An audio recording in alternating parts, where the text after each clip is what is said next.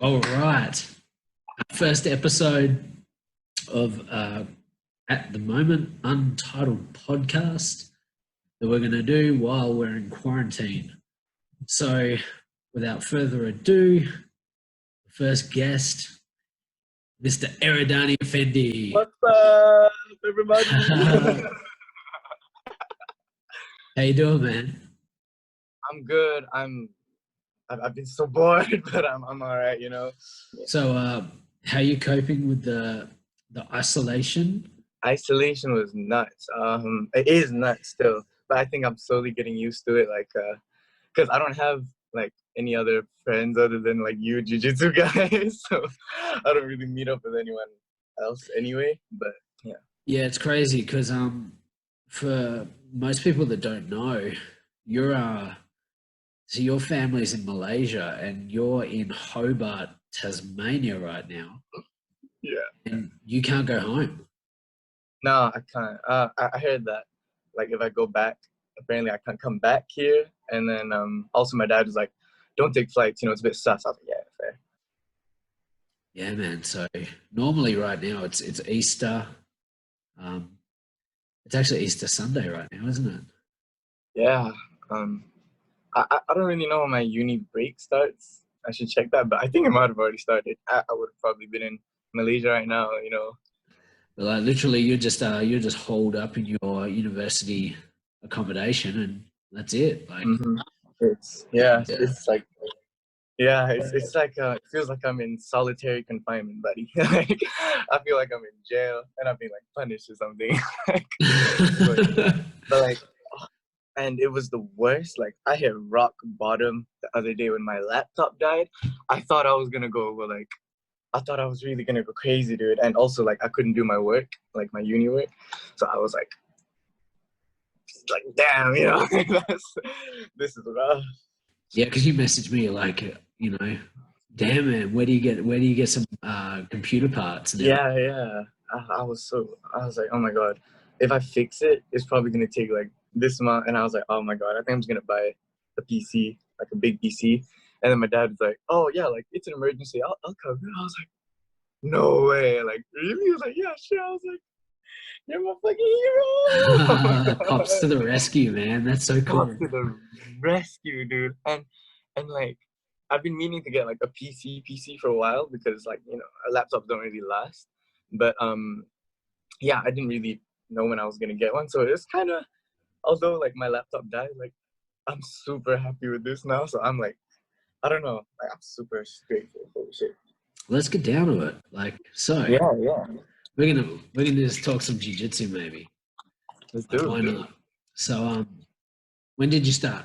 What year did you start jiu-jitsu? I think it was 2014 I started.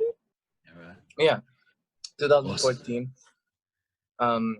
Because I wanted to do GCSE PE, and one of the sports that you could do was Jiu-Jitsu, it said. I was like, oh, cool, like Jiu-Jitsu, I always wanted to try that. I saw like Metamorph 4, which by the way, like got me into Jiu-Jitsu. I'll talk about that later, but yeah, I was like, okay, I'll do Jiu-Jitsu. And then I saw on the like requirements, it was like, oh, be able to do a strike this, strike that. I was like, oh, fuck. I done fucked up. I think I chose like the Japanese jiu-jitsu, and then and then I checked, and then yeah, it was. So I was like, oh shit! Like I already paid for jiu-jitsu classes with this coach, my coach in Malaysia, Pedro. And then I was like, okay, I can change it to judo. So that's why I did judo a lot when I was just starting jiu-jitsu. So I didn't really even do much ground. So I did so much takedowns, so many takedowns, so much. And then yeah, and then I started from there, and then I started in gi more actually. I loved the gi. It was weird. I was like, no gi, but gi is where it's at. I was like, fucking, like, ooh. And then yeah, and then yeah, that's where I started. Awesome, man. So you're a mad competitor. We know that. So you've done combat jiu-jitsu as well. So so here's the big question: like, what for you? What's the most fun? Like gi, no gi, or combat jiu-jitsu as far as competing? Okay, it depends how you feel, but for me, like when I went to combat jiu-jitsu, the first 2 fights that I had, I didn't really get hit much. I got hit by Tyson. Like, he popped me, and then I was like, oh shit, and then I blocked it, and then we just jiu-jitsu. We just jiu-jitsu pretty much the rest of the fight. And then same with the other guy. But the third fight, when I went against Zachary, and then I was like, we jiu-jitsu for like the first 30 seconds, and then he passed my guard. I was like, shit, I can't get up. Like, he's so tight on top, like so much pressure. I was like, pop. I just like smacked it on the ear, right? And then he started going, he went off, like he fucked me up pretty much. But then after the fight, after I got stopped and I got up, and like my face is all numb, and like it is numb, but I could just feel like it's like a stream of blood where it started off like going so I could feel it, but after a while it was just a constant stream. So I just like, it just felt like I was like, and I was just there like, whoa, this is so cool. What the hell? I love this. I felt like I was like a gladiator or some shit, bro. I was like, yeah, I like this. What the fuck? Yeah, that's so awesome. Yeah. Because yeah, that was really good. That was an awesome night. So from my memory, you were up against Tyson Reed. Yeah. He hit me while I was in like the 50-50 because I was trying to Imanari him, but then he stuffed it really well, so I spun back the other way for the 50-50. And then from there, he tried to hit me. So I knew his like right hand was kind of like not being used there, so he was hitting me with his left. So I would just block the right, and then while he's not looking, kind of sneak in a little X break. And then while he's going for like another hit, I caught it, and then I tightened that X break, and then I grabbed his hand, so I had double wrist control and the X break on. So then I knocked him over, and then I just let go of this and went for the heel. It was so nice. It was so satisfying. That was a really impressive finish, and against a really legit dude too. I was like, damn, that was so cool. And you also, it was Mick Vanderwood that you had your second match that night, right? Yeah, that's his name. Yeah, Mick. Yeah. And Mick's another MMA fighter. So Tyson was the only one that you went up against that wasn't an MMA fighter. Right. So Mick was your second match in there, and that was a really good one too. Yeah, it's just fun. Like Mick has been around the Tasmanian scene for a long time, and he's really, really good too. But when you went up against, it was Zach Talbot, right? Yeah. And we were like, when we got to that, I was like, oh my God, don't hit him. Don't hit him. So I was sitting, like, I was coaching you that night, right? And I just remember, like, just do your jiu-jitsu, like, you don't want this guy hitting, because he was an MMA fighter. Yeah. Going like, don't hit him, don't hit him, don't hit him. And then you got stuck, like, he had you in side control, right? Like, you're on the bottom. Yeah. And you just, I think, what did you do? You just, like, give him a little tap to his ribs, like, you just hit him from the bottom. And we're like, yeah. And did he mount you? He mounted you after that and just, like, started raining down. Raining, bro. Yeah. It changes your jiu-jitsu a lot. Like, well, you know, you have to have jiu-jitsu for MMA, or you have to really good clinch-based jiu-jitsu. Yeah, and I was watching a video after that fight about Eddie talking about combat jiu-jitsu, and he was like, you know, combat jiu-jitsu really redefines the position, the mount, because it's so, like, it's different in jiu-jitsu and combat jiu-jitsu. You know, I was like, now I hear this. Yeah. I got fucked up from there. What do you mean? Like, yeah.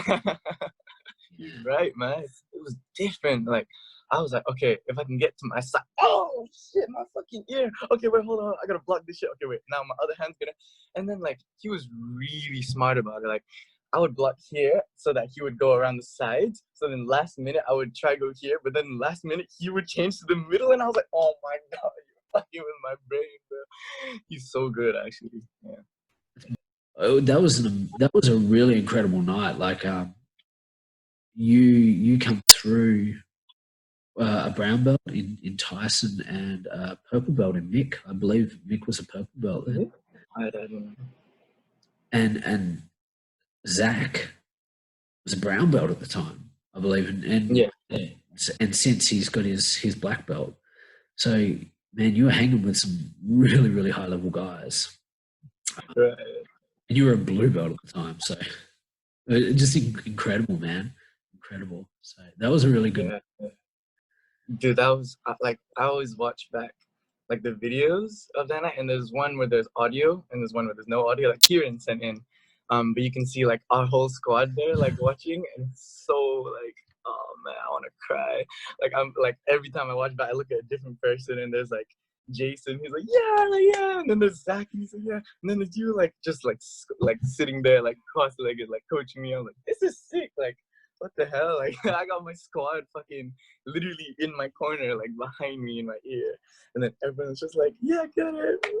Oh man, I miss competing and I miss you guys. Oh my god. It makes jiu-jitsu so much more fun, and it really does increase your learning capabilities. Competing does, I believe it 100%. You know, you always come away competing with something to work on, and it's so present in your mind that you go, man, I've really got to fix this, work on this, or I want to get better at this, and it pushes you to get better. Yeah, exactly that, dude. Like when I roll with people, obviously, like I learned obviously like, a lot when we roll. Oh yeah, I can do that better. But when it's competition and you have like video footage of it, and it's like a really, like you just really zoned in, and you kind of just remember in your mind like, oh, if I did this, and I'm watching like, right, if I did this, it would have been better. Or maybe I don't know what to do from here. Like for me, if I'm standing in like headquarters, I'm like trying to go for a leg, but like just pass, you know. But I don't know how to pass in there at the time, so I was like, Jim, how do I pass? We'll work that into a segue, because you were really prominent with your leg locks, especially in the combat jiu-jitsu matches. It was really cool. But so you come out of that, and just recently you've been working a lot on passing. How have you enjoyed that? Hell yeah, like I love it, dude, because I don't know, I started, when I started jiu-jitsu, I was really into pressure passing, but then at the time I was kind of like a big boy, you know, like I was big beefy, and I was like, I kind of feel like passing is not too easy, but it felt like cheesy, you know, like I was like, ah, fuck, like I kind of work because it was okay, but then I had zero bottom game. I had takedowns and hit a top game, but I had like zero bottom. If I'm on bottom, I don't know what to do at all. So I worked on a lot of trying to fix my bottom game. But now that I'm going back to my passing, I forgot it feels so nice actually, because leg locks is a lot of like, oh shit, they didn't see that coming, kind of like haha. But like passing is like, okay, I know I know that we are here, and I can do this or this, you can do this or this. So what's it gonna be? You know, it's like scissors paper stone, but like on the ground. You know, I love it. Yeah. So it's just I like to find the mind games and stuff, and I couldn't find that in passing. Like I only knew a few techniques, but now that I know, like you showed me like a few pathways and like leg locks from there, and like how they can set up more passes, I can really get into the like, you know, like, where am I gonna go? You know, into it. Yeah. So this could be a tough one. Maybe. That Give me your top. I was going to say top 5. Maybe I'll make it 3, and we can add another 2 if you like it. But give me your top 3 guys in jiu-jitsu that you like watching the most. Marvin Castell. I grew up watching. I'm not grew up, like jiu-jitsu grew up watching Gary Tonin and like Eddie Cummings. They pretty much, I saw the mindset and mentality of leg locks, like just kind of just fuck it, is going for it, you know, because it's always there, you know, for people who don't defend it, standing up like fuck it, just go for it, you know. But yeah, okay, they're maybe not. So I got Marvin because obviously the X-Break, and I like the way he sets him up. Like, who else? Yes, I used to base a lot of my shit on like Jeff Glover style, so I would say Jeff Glover is my second favorite. That's awesome. Jeff Glover is awesome. Yeah. like Right, like old school and really baity styled. yes, exactly. And I like that he just, you know, he can put himself anywhere because he's been there so many times, so he knows how to get out and get a submission from getting out, you know. So it's like I want to be you, you know. Like, what do you mean? And then third is Marcelo Garcia. Yeah, The goat. yeah, Yeah. the goat, bro. The goat. Hell yeah. Like, yeah, I'm gonna get flamed if I don't mention him, but you know, he's always honoring. But like, what I like most about that is like when I was training in Malaysia, my coach showed me arm drags, and I was like, this is my new favorite thing. I fucking love this. What the hell? Like, he was like, yeah, arm drags from here, standing here. I was like, okay, I'm gonna do just arm drags from everywhere, bro. Like, this is sick. And then he was like, check out this dude, Marcelo Garcia. I was watching him, this tiny dude. He's nuts, fucking up these big ass dudes. I'm like, yo, I want to be him. Yeah, like everyone wants to be Marcelo, the nicest dude in jiu-jitsu and just such a beast. I want to be him. I also want him to be like my second dad. So through all of the time that you've been in jiu-jitsu, what's the worst injury? What's kept you out for the longest? I think the most I got injured was actually during a drill. It was either this one or another one where I was rolling. So the drill one, we were doing single leg like defense where we're hopping, and I kind of botted out and I lost focus. I don't know, looking around, and then I straightened my leg while I was going down, and then and I was like, then I kind of felt a pop or something hurt, and I was like, 1 sec, dude, and then it fucked me up for a while. And yeah, other than that, it was just we were rolling one time in a gi, and the guy knee cut, and then my hand was on the floor like that, and my thumb went back. And actually, that didn't take that long to recover. Yeah, I haven't been that badly injured, really. I just get a lot of small injuries, like walking, and then my ankle just you know. I look like a GTA character when you run them over or something, you know. But yeah, the injuries aren't ultra bad. Like you've got so much control over what you can, you know, how much damage you take in jiu-jitsu. exactly. There is so much longevity in the sport as long as you're looking after yourself and doing everything, you know, that you can to, you know, keep your longevity. I don't really think I've gotten injured from rolling. Like, definitely nothing like that took me out, you know, probably just a little like, but like, yeah, for me, like, it's not only just like tapping early, obviously, but like, you know, if a dude is putting a lot of pressure, maybe don't think about, you know, anything other than just framing and, you know, being safe, you know. If a dude's just trying to like go a bit crazy, then obviously, like, you know, work on your jiu-jitsu, but prioritize maybe not dying and like getting injured, you know, for a bit. And you know, it's a nice thing to be able to, like, if you get a guy like that, you're like, oh, or a girl, whatever. It's like, you know, I can defend myself if a guy is like, you know, raging bull on me. That's nice, at least, to know. So yeah, I don't know. That's my take to it. If you're rolling, what kind of music do you like? Like like if you're doing jiu-jitsu, what kind of music you want to be rolling to? Interesting question. Well, I would have I would have primarily like, actually, I don't even know. My music tastes a bit different now. It would be just a mix of probably like rock, rap that you won't like, no Metallica, no Metallica. No Metallica. So what would you have going? Like, you know, without anyone else's input, what would you have going? I would have a bunch of Guitar Hero songs, because that shit is just, you know, like Guitar Hero 3. That shit was nice. I'd have a bunch of like chill songs that, I don't know if you know, Coco Phoenix Gone or Jank Setup in Motion. There's like a bunch of just really nice, chill, kind of happy songs, you know. And then, yeah, just a bunch of like songs you and I can go fucking ham, you know. So you kind of like those chill, flowy vibes when you're rolling. It depends. It depends. Because I'm so down. I'm like, if a guy, like a good example is Johnny or you know, like we flow like all the time. But like if we just are in the mood to like, you know, like just step it up a bit and just have a bit more fun than usual, then it's like, you know, it's like a mutual thing. It's like boom, boom, boom, boom, boom, and then you tap me on. That was sick. Oh shit, sorry, but yeah, yeah. Yeah, I like flowy rolls a lot. Like it's so nice and relaxing. It looks like art, but then like intense rolls, like intense, not like just like You want to push the that pace a little bit, right? Like you just got push to, the pace. Exactly. Yeah.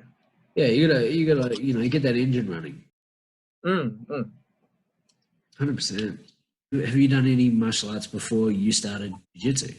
Before, like directly before that, I was just trying to get into Muay Thai and kickboxing, but it took me about a month to realize I'm trash. So then I quit. And then, yeah, then I went to judo and jiu-jitsu. But before that, my first martial art ever was Aikido.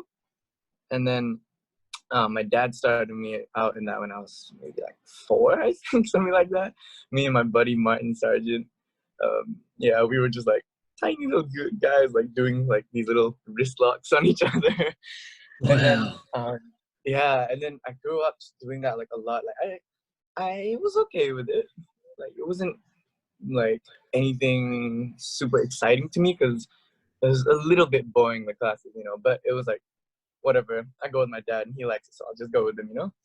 And then later on when I grew up, it was when I came back to Malaysia for like holiday from Australia. It became time to just spend with my dad, you know. So I was like, okay, it's different now. It's, you know, it's nice. And then we would touch up on techniques and all. But Aikido actually is like it taught me a lot about like not to sound goofy or whatever, but like the philosophy, you know, like using your opponents, you know, whatever force to blah blah back on them, and like, you know, Absolutely, not yeah.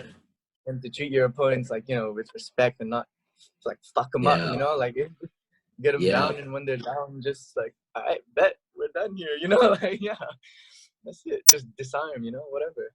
And then a lot of the like movements, I would say, like uh we would have like specific movements, like it was 1 2 3 ABC and all that thing. So if you imagine like a H, hold up, I can do this.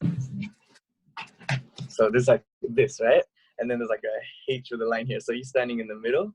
So movement 1 would be you go like these are your feet, your left foot goes here and then your right foot goes out. Okay, this is possible, but yeah, you pretty much go around these corner points for your movement on your feet.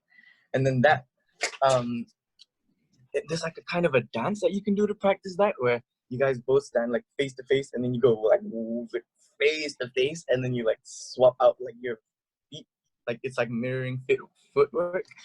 So that helped a lot with my footwork for takedowns, especially. But like the whole just knowing how people like feel, you know, like how people's muscles react, or when they're relaxed, how do they feel? When they're tense, how can, you know, like, yeah, I don't know. You'll feel if someone's tense and you'll feel the way they're moving, and you kind of you don't use opposing force on that. Um you kind of use that pressure so they fall into things. Yeah, exactly. and Yeah, that's really cool. and then I was thinking about this one wrist lock, but it was kind of an elbow lock. My coach said to me, but I was like, huh? But you're twisting my wrist. And then I was thinking about it later on. It's where you like the dude's here, and then he's twisting this here this way, and he was saying that it was an elbow lock, and you feel it wrist and elbow. And then later on, I understood it's like a heel hook. You know, like if you twist the dude here, this will give, but then this will snap in the end as well. Oh, shit. It's like an elbow hook. That's really cool. Like that kind of stuff. It's joint manipulation. Yeah, That's what we do, right? Biomechanics, joint manipulation. yeah. And like a lot of times when you're clinching with someone who's standing, they won't expect you to hit these like shanty looking like techniques from saying, like I wrist lock my Pedro, my coach in Malaysia, from standing when he went for a collar tie. and I did like one where it goes like this, but like I got both my hands, and I start pressing down. He's like, "What the fuck?" You know, and he had to like go down. He was like, "Fuck was that?" You know, I was like, "It's an Aikido thing." So and yeah, like It's an Aikido thing. it's an Aikido thing. You know the F series butterflies, right? Oh my god, when I can't remember. I think it's F2 or something like that, where you push like the hand this way, and then they're leaning and they sweep them with the butterfly. Yeah, you can do. Yeah. You can use that arm as a lever. Yeah, I kind of do that, but then I also twist the wrist so that they because when you get your wrist twisted to relieve pressure, you kind of go into it, right? So now they're twisting even more to this side, and then That's awesome. Yeah, I miss jiu-jitsu. Dude, it's crazy. It's crazy. We're going to be having the biggest jiu-jitsu party when all of this madness is over. Dude, can you imagine when like when you guys open up again? Like we're gonna go stupid, bro. Like you guys are gonna close and we're gonna be like, no, like you're staying open. Sorry, dude. It's gonna be the 24-hour gym best. now, buddy. It's gonna be the best. Seriously, we're just seeing. I think that's the hardest thing. Is like we're also used to walking in those doors so often. Like this every day of the week. Yeah. Those doors and seeing the guys, and you're like, you want to get down, you want to roll, and woo, it's been hard, man. So outside of jiu-jitsu, what do you do? Well, what's your hobbies outside of jiu-jitsu? I'm a snack connoisseur. I go place to place and I test out different snacks. I report it to my best friend Harrison, and then yeah. What else do I do? I like to go to long walks, like 200-meter walks to the McDonald's on Argyle Street, sometimes even more up to the Coles Express where I get my snacks. And other than that, there's just this bad boy over here, This is League of Legends, 2 of my favorite 80 carries from the game. And then, yeah. So that's all that I have. Gaming, man, gaming. You going to university? What are you studying? I'm doing business here, and then like my bachelor's. But I came here actually because my dad came here in 1960 or something like that. Yeah, and so it's kind of he was like, oh yeah, like I really love Hobart. You should go. Like it'd be cool. We whatever did the legacy thing. I was like, I mean, sure, I'll check it out. And then I came here. I wanted to go to Melbourne. I was pretty dead set on Melbourne. And then I came here and I was like, never mind. Like, I want to stay here. This place is nice. Hobart's really nice. Like it's somewhere like a lot of people like haven't been, but when they come here, they fall in love with it. Exactly. It hits different, man. Like, I don't know. It's just something so nice about. Okay, maybe because I came from like a really crowded like city where there's always jam and so many people, and always like 45 minutes to get to places like minimum, not including jam. And it's like, I don't know, the whole hustle bustle thing is just not my style.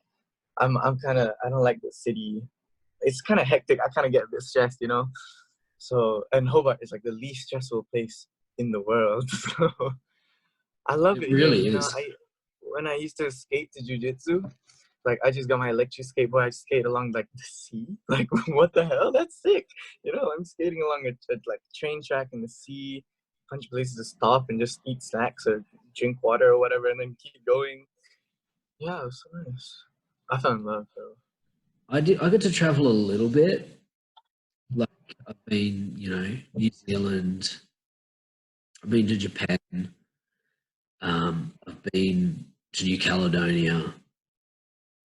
I've been to a lot of really nice places, and I fall in love with all those places. But there's nowhere like home. Like I just come back here and I'm like, wow, we're so lucky. Like everything. It's like we can go to a beach, we can go to snow, we can be in the city, and we can be in the country, all within 20 minutes of each other. Literally. It's crazy. And it's just everything's so easy to get to, and just so chill and relax.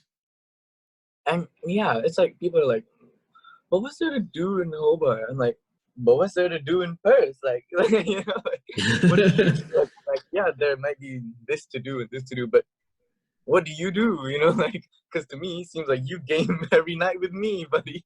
Like, I don't know. Same thing, but, you know, I got McDonald's closer. I got no one on the street. I could walk out and be like, peanuts!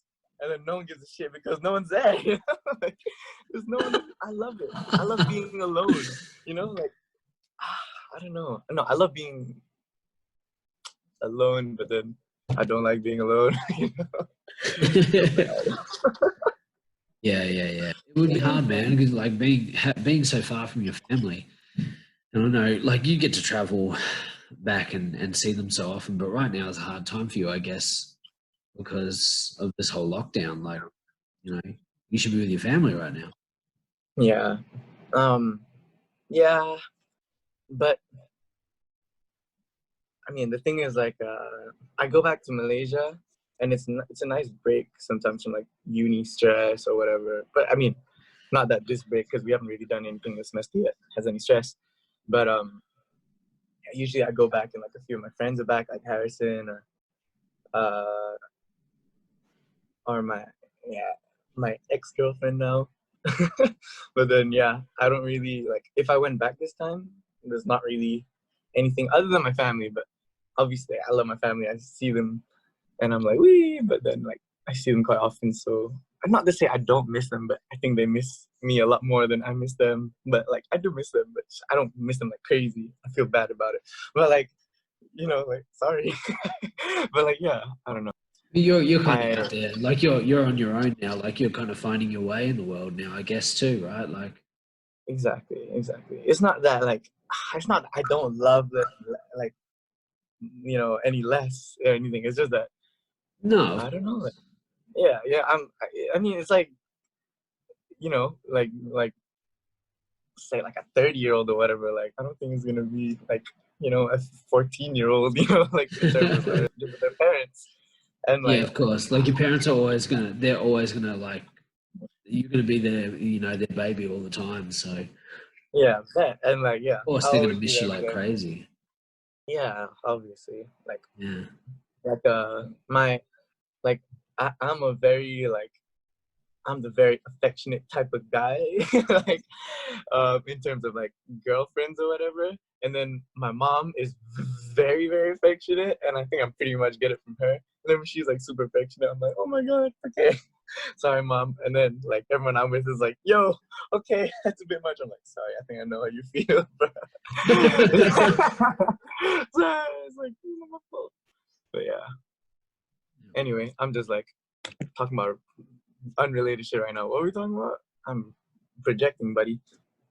Maybe okay, so how about like, if there is a part of your game that you could work on right now that you haven't worked on, or you feel like you're kind of weak, what would you work on? I would work on my pressure passing, because not only like I don't know how to do them like really effectively or efficiently or whatever, but not only does that like hinder my passing, but when people smash me when I'm trying to do leg locks or just trying to play any kind of guard, I don't know what to do because I don't know what they're doing, you know? And like Abang, my one of my coaches back in Malaysia from the K gym, he was like, you know, when you learn to pass, you really learn about retention, like guard retention a lot. And I was like, that's true, like, because you know what they're gonna do, so you kind of expect like, oh, the dude who slid your knee in there, just slide that knee out, you know, and then you won't pass. You know, I mean, obviously not that simple, but yeah. So same thing applies. Like I would learn all kinds of passes and then just be unpassable. That's so cool, dude. Like, imagine just having an unpassable guard. Impossible? Unpassable?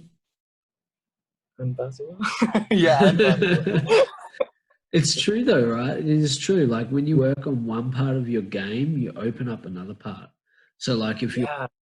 for me, when I was working on half guard. I love half guard. Mm-hmm.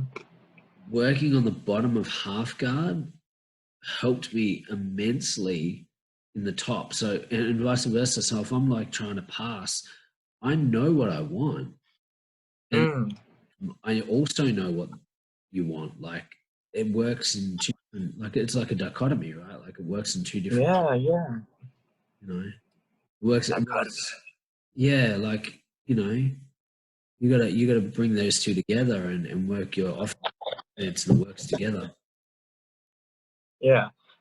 It's like, that's why I really like leg locks, because I kind of knew like the offense of stuff, but then not really training defense. I kind of knew defense because I knew the offense, So I was like, oh, if I can put my thing here, if I can put my leg here, then I can probably, escape it and then set up another like better position. So I fell in love with that kind of like that style.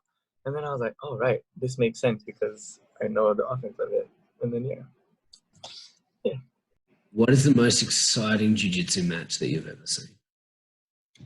Jeff Glover versus was it Barrett Yoshida in the Metamorphs 4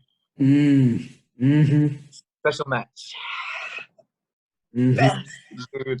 Oh my god, it was the best. You want me to like load it up? I can watch that shit any day, dude. I love that shit. I love it so much. It pretty much got me like really into jiu-jitsu, Like I saw that and I was like, this guy is like nuts. And he hit like he was giving donkey guard and then fucking turned and heel hooked him. I was like, no, that's awesome. When Jeff Glover started that donkey guard, it turned like the jiu-jitsu world on its head. They're like, what? I know. And I love that kind of thing. Like, I really like it when someone says, that doesn't work. What are you doing that for? And then when someone makes it work, damn, there you go. It's like I like that stuff. Yeah, it's like when they're chatting all that shit about like Eddie's rubber guard or something, right? And then now rubber guard is rubber guard. Look, I always think the fundamentals of jiu-jitsu are always the strongest, but I like the way I feel. I like that creativity. You got to be creative. Yeah. You got to be able to, you don't want a cookie cutter kind of jiu-jitsu style. Yeah. It's important to be effective, but it's also important to be creative. And, you gotta put flavor of yourself in your jiu-jitsu, and you can't kind of just be emulating someone else. That's another thing that Abang talked about actually. I was like, damn, this is some profound shit. He was like when I learn a move in jiu-jitsu, he said, for example, a leg drag, I'll see like I'll learn the technique, I'll see how like pros do it or whatnot, and then I'll add my own unique like slight adjustment to it, because my body's built like this, or my strengths are this, or I just really I feel comfortable doing small. So it'll be like, instead of like fully like squatting down into the leg drag, he'll keep it like between his thigh and it's like lat, and it'll feel like death. And I'm like, I've never felt that from a leg drag. It's like pretty much like that's my leg drag. I was like, damn, that's cool. Like his unique own like twist to the technique. I found that so nice. And what did Bruce Lee say? Bruce Lee said, take what's useful, remove what isn't. And I'm butchering this. And add uniquely your own. And that's what martial arts is all about. Like, really, like you go, okay, this is effective, or this isn't so effective. And it's not like, something that's effective for you might not be effective for me. Yeah. Make it ineffective. It's just change between people. So, I'll take what I like and what works for me. I'll discard what doesn't, and then I make those adjustments that I need for my body to, do that. Like, I'm 35. I can't do things like a 20-year-old. Sure. But, it's that's where that Bruce Lee philosophy comes in, and I really, really like that. Like, And like to go back to what you were saying earlier, with Aikido, it taught you a lot of respect, and there is importance to like respect and values and tradition in martial arts.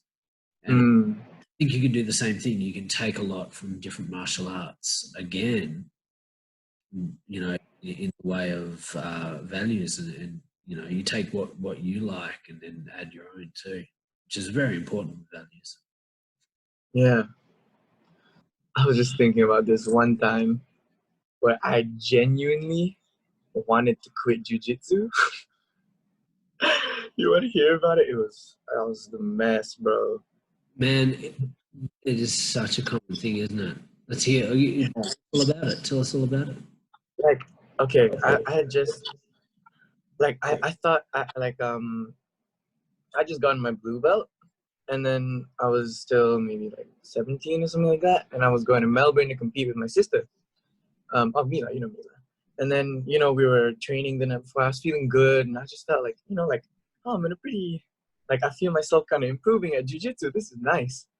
And, I just started getting my ankle lock game going on. I felt like this is a pretty, good thing going on. And then I went to, was it Aussie Nationals and all that? Okay, well, to be fair, it's like nationals, but I went in and I was like, I mean, it's just a competition. It's still the same people, so whatever.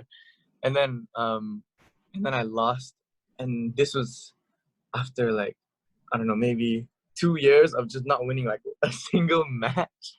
Oh no, sorry, this is later on. Then I hadn't won anything in 2 years ever since I got my blue belt, and I was like, bro, are you sure you wanted to give me that blue belt? I think I'm trash, bro. And then I was just training everywhere, trying to get better. Ryan Walker helped me out so much actually from HCC. He put a little boost into my game, and then I got a little alright. And then I met you guys, of course, at 10th Planet, and I was like, damn, this is so good. I'm not anywhere else. I feel like I'm getting so much better. But yeah, I swear, I was just crying after that shit. I was just so pissed. I was so done, bro. I was talking to Mila. I was like, bro, what the hell? I'm done, bro. Fuck this shit. I'm just not getting anything done. I don't mind losing. I just can't get anything. I go and nothing happens. They just shit on me. And she's like, bro, don't quit, man. What do you mean? I'm like, fuck, I don't know. Yeah. Yeah, it's it seems to be pretty common, right? What do you think it is? I think you go. Okay, it's a mix. Okay, for me, I know it was a mix of things. I don't know about other people. Maybe it's the same thing. But because I also, I got my blue belt when I just turned 16. And my coach was like, yo, get your green belt.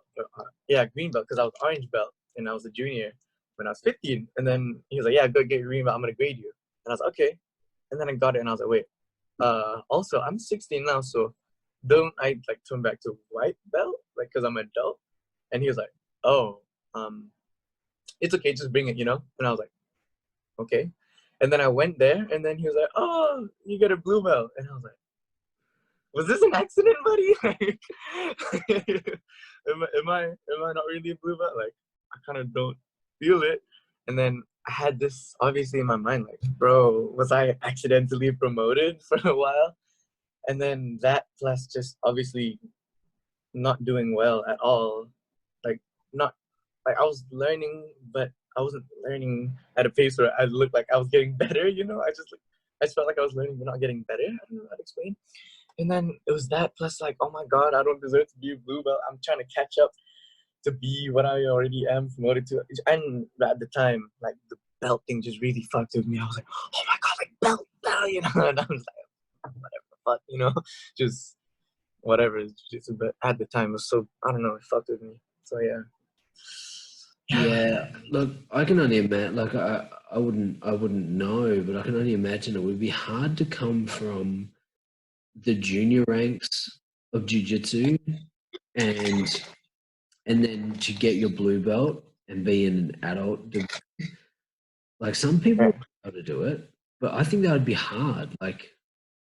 Because you go junior, but that's the way it's done. Like, you know, you rank up through those juniors, and you know, you get your blue belt. You know, when you're of age. I think it tends to be pretty conclusive in the whole spectrum that blue belt's a really hard one. Like we called them the Blooey Blues because most of the belt and most people leave. Yeah. People stop, and I really feel like the years that you put in leading up to getting that blue belt, it's hard. And then once you get it, sometimes you feel like you've started again, and you feel like, you know, you've got the you know, the higher ranks. They're gonna roll a little bit, you know, harder. They're going to not give you as much room, you know, for error. That, you know, and all of a sudden you go, whoa, this is different. Like, is it me? I got a blue belt. I got to live up to this blue belt. That's all fairly psychological. Like, you don't at all. Like, your coach knows when you're ready for your blue belt. And once you get that blue belt, then that's what you know, you're that rank. And it's a for me, I can imagine it'd be like, you know, it's something your coach gives you. You know, of course you've got to be able, you know, you want to be able to roll and demonstrate techniques at that level, but you're also, you know, what you've contributed to your club and everything like that. You know, it's a really difficult thing, and I think after the promotion, a lot of people go like, oh, you know, I don't think this is hard. Like, I feel like I've started again, and that can be overwhelming, I guess. It happens so much, and I'd really like to understand why. Me personally, I didn't get it. Yeah. I didn't feel that blue blues, and I mean, I obviously felt like, oh man, I'm starting over again, but yeah, I didn't get the blue blues, and I feel like I'm really lucky in that aspect because you know, I got through the blues and and you know, we're still here. And that was something that, you know, has always been said, like, especially my coach Frank, you know, you just keep showing up. You just keep showing up. You just get better. You know, you're not going to get worse by showing up. You're always chipping away and getting better. Yeah. So, man. Oh, I was also gonna say a second mention to my favorite fights would be Nicky Ryan and Marvin Castell. That shit was heat, dude. That shit was so good. Like, I watched that again because I watched it when I was a kid. Not a kid, sorry. I watched it like a long time ago when it just came out, and I was like, what's going on? Whoa, that was cool. But then I watched it later on after learning a lot of like leg locks. I was like, oh damn, he was going for the he did you know. It was just so much shit in that one match, and then the finish, and like Marvin got him in an X break at the beginning, and then Nicky escaped, and then he, oh my god, it was so good, dude. Everything was so good in that match. Isn't it great when you understand grappling and you watch it? Yeah. So much. It's so enjoyable. That's why I can imagine, like, it's hard watching jiu-jitsu, it's hard watching grappling and not understanding what's happening. Like, you know, you watch UFC and get really excited when you see someone like Damian Maia and you see the really, you know, the little details of, you know, him getting the back. How exciting that is, you know. But like, that's what I thought EBI did really well. Like, the commentators explaining stuff to people who wouldn't really understand, like, why that underhook or why that position is better, or why the guy on bottom is actually in a better position than the guy on top because of this and this. You know, I was like this, people would like be like, oh, like, yeah, okay, I get that. So the bottom guy's winning, you know? I thought it was nice and clear. Brought jiu-jitsu to a mainstream like audience, and it would get popular from that. But absolutely, and for how much it's on UFC Fight Pass. So, you know, hopefully you get a lot of people that, you know, aren't so educated with jiu-jitsu or grappling, they're going to sit and watch that and go, oh, this is really cool. And they're kind of going to start to get a little bit more. So perhaps when they're watching UFC, it's going to be a lot more exciting because the last thing you want to hear is, that stand 'em up ref. Like, Yeah. you hear the crowd booing when it goes to the ground. For me, I really enjoy watching really high class grappling. Yeah, dude.